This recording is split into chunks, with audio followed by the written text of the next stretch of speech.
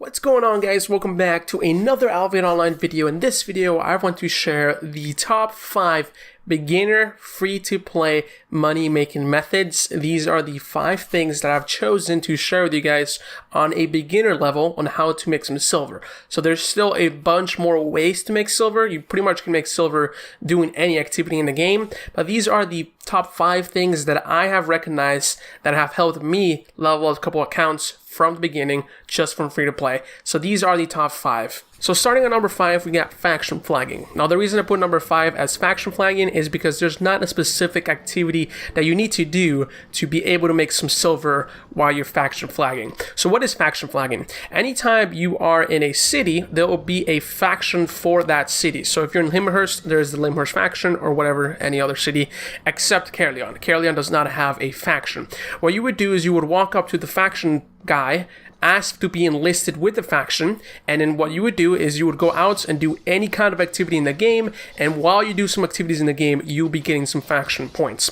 These faction points are used to level up your faction standing, and once you start leveling up your faction standing, you're able to purchase some really cool stuff from that faction merchant, such as the specific city crest for the cape, and also some, I think depends, there's like a heart for each city that you use for crafting, like for example Limhurst, we have the tree hearts, and then you also have one specific mount for that city. So I think in Limhurst we have, I'm actually not quite sure, I can't remember from Limhurst, but every single city has a different mount that you can purchase. So what you can do is you can faction flag, go out in the world, do any activity that you get some frame from, then you'll be getting some faction points by doing those activities, and then wasting your faction points back at the faction merchant to pretty much purchase anything from that merchant and then sell it off in the Caerleon market.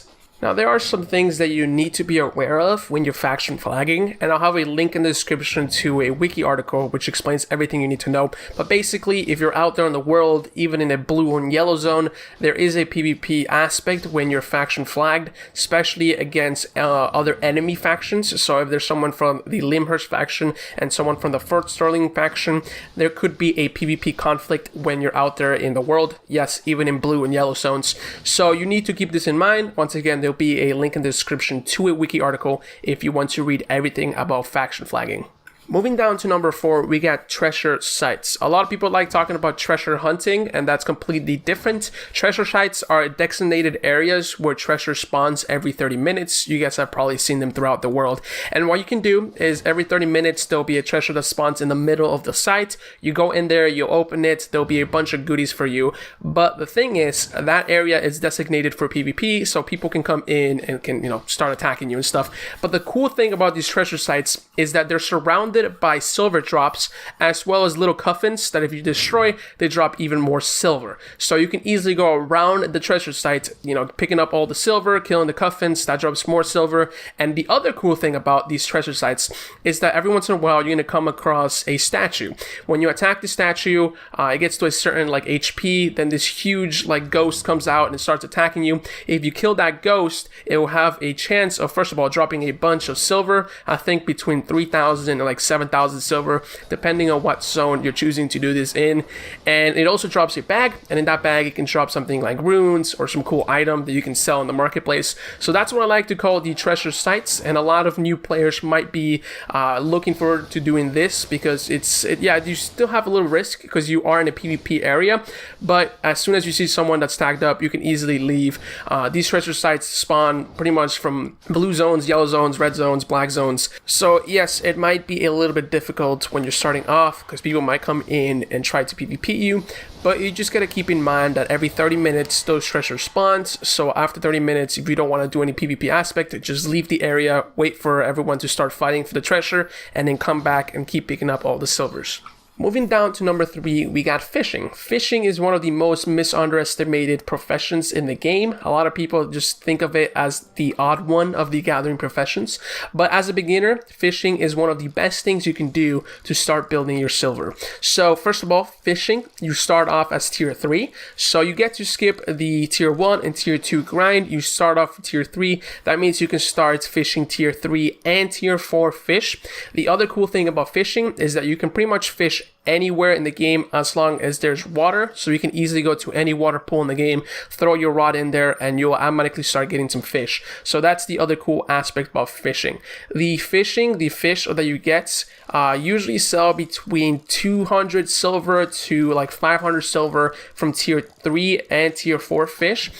So it's pretty good. You catch a fish, you automatically, kind of have those 200 to 500 silver for just one fish. So as you can see, it's very profitable, especially when you start reaching the higher ends of fishing. There are some fish that would easily sell between 40,000 silver to 100,000 silver in a marketplace once you start getting to that tier 7 fishing. I always suggest new players into the game to start leveling up their fishing because, first of all, it's a fun activity and it's just a good and fun way to make some silver, especially in the early game. Moving down to number 2, we got merchant running. This is where it starts getting a little bit difficult with the silver making methods. Merchant running is something that's very simple on paper, but once you get to the practical side, it could be a little bit difficult. The basis of merchant running is going to one city, looking for an item or a resource that's selling for a lower price, then buying a whole bulk of that item or that resource, then transporting it through the royal continent into another city where that item is being sold for a higher price. So a lot of people do this. The difficult part about doing this is, first, you need to find out a good item that is selling for a lower price in one city and a higher price in another city. There are some resources like Albion Online 2D that help you out with the prices on every city, but the other difficult part about the merchant running is that you do have to travel those resources through red zones unless you want to take the long route and you find a way to go all the way around the royal continent on blue zones. But a lot of people usually go through the middle of the royal continent,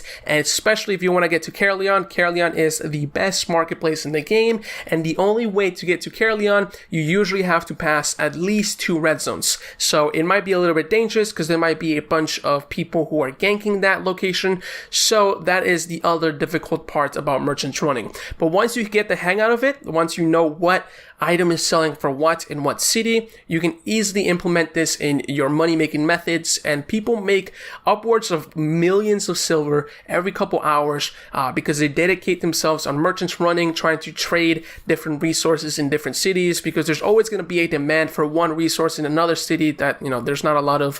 For example, let's say in Limhurst, there's not a lot of mining, so some of the ores might sell for a higher price in Limhurst than something like in Fort Sterling. So if you want to take advantage of that is called the merchants running. I have a whole video explaining how to actually do this method. I'll also have a link in the description if you want to actually watch the whole entire video. So that is the merchants running. Moving down to number 1, we of course have gathering. This probably was the most expected one of the whole entire list. Everyone says gathering is the most profitable profession to do, and that is there for a reason, because gathering is the most profitable profession you can do in the game. It's very simple to do. It only starts getting a little bit difficult once you start going into the red and black zones, but just at the beginning of the game, when you're in a blue or a yellow zone, gathering is pretty much the easiest thing you can do in this list. You just grab your ox, grab your gathering gear, grab your tool, and you head off to a blue zone or a yellow zone and start gathering all of the resources. Coming back, either refining the resources if you want to level up your refining, or selling the raw resources in the marketplace. Sometimes it is more profitable to sell the raw resources than the refined resources, so you get to watch the market for something like that.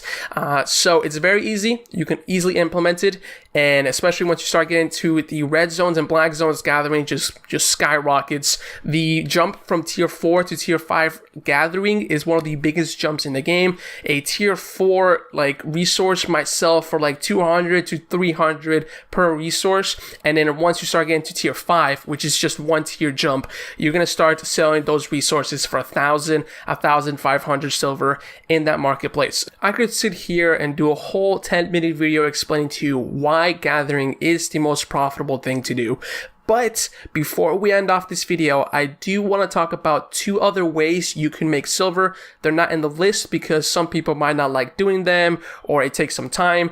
But the first of them is investing in gold. Albion Online has its own gold currency market where people trade gold and silver. Sometimes the gold price skyrockets and people make thousands and thousands of silvers. It's a super easy method to do. All you do is you buy gold at a super low silver price. You wait for that gold to go higher in the silver price, and then you sell it. A lot of people like messing around with this market. It's kind of similar to a real life currency exchange because there are graphs that you can look at, and there are times where, you know, silver prices or gold prices drop depending on like news. If there's a new update, a lot of people might start buying gold. That drives the price up. That's when a lot of people start selling their gold. They make a bunch of silver. There's a whole other system to it, but that is the other thing you can do to start making some silver, which is investing in gold. The final thing I want to talk about in this video is black market flipping. If you have been watching my channel for a very long time, you have probably noticed that I really like black market flipping